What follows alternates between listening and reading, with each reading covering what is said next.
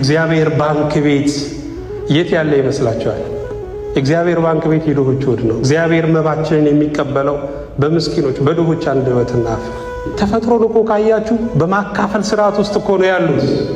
ፀሐይ ሳትሳሳ ብርሃኗን ለእኛና ለጨረቃ ትልካለች።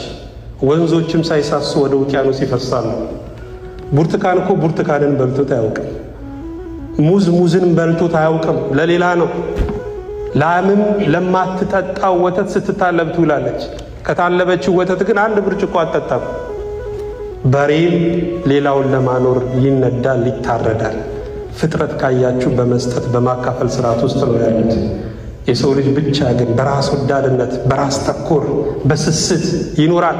ይሄን ነገር ሰብረን እንድንጥል ነው መድኃኔዓለም በመስቀል ላይ ነፍሱን እስከ መስጠት ድረስ የዋለው። ወገኖች ማካፈል፣ መስጠት፣ መድከም ያስፈልጋል። ይሄ ብቻ አይደለም፣ በገባንም ባልገባንም ነገር ማመስገን።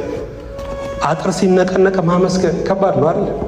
በህመም እየተነከሱ ማመስገን፣ ኑሮ እየጎደለ ማመስገን፣ በራችንን ሞት በተደጋጋሚ እያንኳኳ ማመስገን ከባድ ነው አይደል?